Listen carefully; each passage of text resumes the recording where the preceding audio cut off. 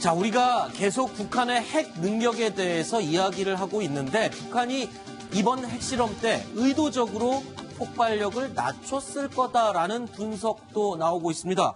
왜 폭발력을 의도적으로 낮췄을지 글쎄요. 한번 설명을 들어보도록 하겠습니다. 자, 여기가 지금 핵실험을 했던 지하 갱도입니다. 자, 설명을 좀 해주시죠. 네, 북한이 이 제한 가운데, 네모의 정 가운데에다 핵폭탄을 놓고 네. 계속해서 자폐 장치를 만들었지 않습니까? 네. 달팽이 그렇죠. 모양으로 이렇게. 그러니까 하나, 둘, 셋, 넷, 다섯, 여섯, 일곱, 여덟. 네. 총 9개의 자폐 장치가 있어가지고. 네. 장치가 있어가지고 밖으로 그 방사적 핵종들이 밖으로 안 나가게 이제 만드는 것이 바로 저 장치인데. 네. 만약에 북한이 1메가톤짜리나 뭐 10메가톤짜리를 폭발시켰을 경우에는. 네. 그 함경북도 길쭉은 일대 사람이 살 수가 없습니다. 아하. 그리고 아마 만탑선이 그냥 하늘로 날아가 버릴 가능성이 있어요. 그래서 북한 입장에서 크게 폭발력을 폭발시키지 않고 네. 나름대로 만탑산이 견딜 수 있는 정도의 폭발 시험을 했을 거다라는 네. 게 바로 조절했을 거다는 얘기고. 네. 그다음에 미국의 전문가가 만탑산의 화강암 지형을 보고 판단한 근거는 282KT 이상은 만탑선이 견디지 못할 거다. 네. 그러니까 북한이 핵실험에서도 300KT 이하를 했지. 아하. 그걸 넘는 것은 힘들었을 거다라는 우리가 판단할 수가 있기 때문에. 그러니까 북한이 본인의 땅 지역에 피해를 최소화하기 위해서 의도적으로 좀 폭발력을 낮췄을 가능성이 있다라는 주장이 제기되고 있는 것이군요. 그래서 이제 현재 미국에서 6.3 진도가 나와가지고 네. 1.5 메가톤짜리 실험했다고 하는 것은 좀 근거가 좀 희박하다. 네. 해봤자 한 200~300kT 정도는 했을 거다 이렇게 생각할 수 있다. 자, 그런데 1차 핵폭발 이후에 중국에서는 2차 지진을 감지를 했습니다. 근데 그 2차 지진이요.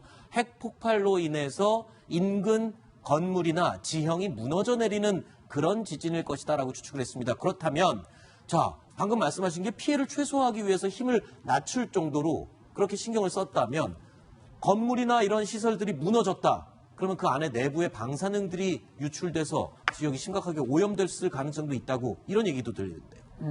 건물이 무너진 건 아니고요. 만타섬 일대가 산이 많은 지역이니까 네. 산이 무너졌겠죠. 네. 그전에 파키스탄 핵실험할 때 보면 산이 우르르 하고 무너지는 것 같은 현상들이 네. 일어났다는 얘기인데요.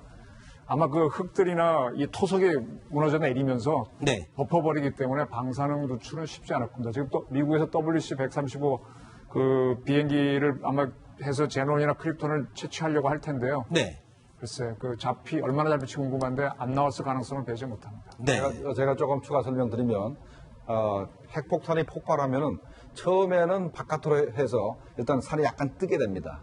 그 다음에는 도로 내려앉는 것이 왜냐하면 그 일대에 있는 그 암석들이 전부 다 녹았다가 다시 이게 굳으면서 더 작아지기 때문에 원래 산보다 더 높이가 내려가게 돼 있어요. 그래서 이번에 국정원에서 함몰 현상이 있었다고 얘기를 했기 때문에 네. 분명히 미국의 인공위성으로 가지고 그걸 파악을 해서 얘기하는 것 같기 때문에 함몰이 분명히 일어났다. 그런데 재미있는 거는 과연 그 바위들이 녹아가지고 다시 적어지면서 과연 핵종들을 전부 다 안고 들어갔을 것이냐, 네. 아니면 일부러 밖으로 노출됐을 까 하는 그 결과는 미국의 WC-135가 현재 우리 울릉도 상공에서 계속해서 핵종을 포집하고 있기 때문에 앞으로 며칠 내에 결과가 나올 겁니다. 알겠습니다. 그리고 어제 6차 핵실험 이후에 여러 가지 혼란을 겪었던 부분 중에 하나가요.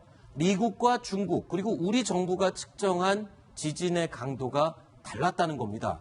우리 기상청에서 측정한 지진 규모는요. 5.7 지진이다 라고 얘기를 했습니다. 그런데 미국 지질조사국의 측정치는 처음에 5.6이었다가 나중에 6.3으로 대폭 올랐고요.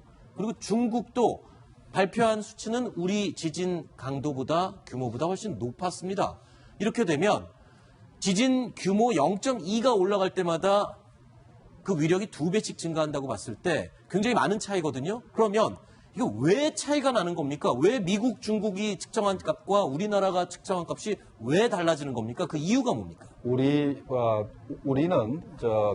지진계들이 되게 가장 동쪽에 있는 게 울릉도고 네. 가장 서쪽에 있는 게 백령도에 있습니다. 네. 그리고 우리 내륙에 있죠. 그런데 풍계리에서 우리 쪽으로 오는데 보면은 내륙으로 오는 것도 있지만 바다를 통해서 오기 때문에 네. 그래서 약간의 그 오차가 생길 수 있다는 것이고 아하. 우리는 지각의 움직임만 가지고 판단하고 미국이나 중국은 멀리서 보기 때문에 이 지각이 아니고 멘트를 통해서 네.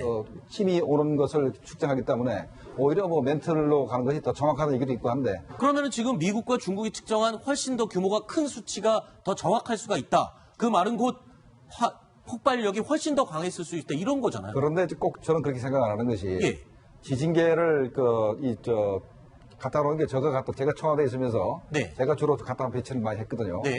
그러니까 1차 핵실험 했을 때 좌표를 설정해 보니까 길쭉은 풍계리 앞바다에 걸리더라고. 네. 그래서 실제 그때 앞바다라고 발표했었어요. 그때. 네. 그래서 망신당했습니다. 네. 산속에서 했는데 바다라 그랬으니까. 네. 그래가지고 1차 핵실험 끝난 다음에 제가 러시아의 블라디보스토크하고 하바rov스크 갖다 놔야 되겠다. 네. 그래서 제가 협조를 해서 외교부 루트를 통해 알겠습니다. 협조를 하고 그다음에 국회에다 예산 해서 지진계 갖다 놔가지고 지금은 거의 뭐 오차가 없이 거의 갱도에서 몇 미터까지 그렇지만 그럼에도 불구하고 지금 미국과 중국의 측정치와 우리 기상청의 측정치가 차이가 많이 나지 않습니까? 왜냐하면 그 수치가 차이가 난다는 거는 폭발력이 엄청나게 차이가 나기 때문에 그래서 이런 얘기가 지금 돌고 있습니다. 정부가 일부러 그 측정치를 낮추는 게 아니냐. 실제로는 더 강한 규모의 지진이었는데 완화해서 발표한 게 아니냐는 의혹, 음모까지 이야기가 돌고 있습니다. 이 부분은 어떻게 설명해 줄 수 있어요? 지난번에 그 북한이 동해로 쐈을 때 청와대에서는 방사포라고 그랬죠. 방사포라고 그랬죠. 방사포도 사실은 로켓입니다. 그렇죠. 로켓은 결국 미사일의 초기 단계고 그 방사포라고 할 수 있는 게 우리는 MLRS인데 그게 거기서 발사하는 게 에이타킴스 미슬입니다. 네. 그래서 그거와 그거는 굉장히 가까운데 그걸 자꾸 대포처럼 설명해서 진짜 우습다 그랬는데 그때 국방부에서 올린 자료는 장거리 방사포 300km 나가는 거 포함해서 이러이러한 단거리 미사일로 보인다 그랬는데 나열된 걸 다 지우고 그 중에 하나만 딱 뽑아서 발표한 거거든요. 네. 이게 바로 정부에서 큰 미스인 wishful thinking. 네. 자기가 원하는 정보만 갖는 거죠. 아하.